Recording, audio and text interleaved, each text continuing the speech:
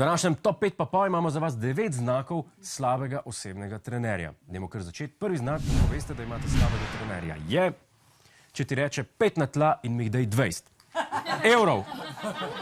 Znak številka 8. Če v preoblačilnici izgleda takole.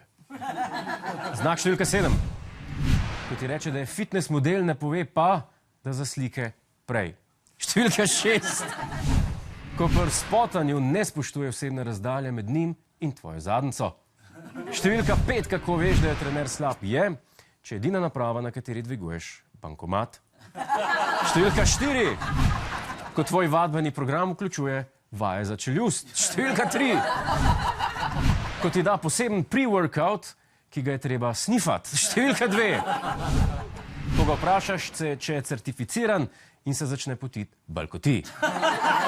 In znak številka 1, kako veš, da imaš slabega trenerja, pa je specifično samo za dame, ko ti njegove tablete povzročijo izpadanje las, akne na obrazu in pa dlake na jajcih. Hej, preden greš, klikni tukaj in se naroči na naš YouTube kanal, imamo pa tudi TikTok, Instagram in Facebook, tako da le urno.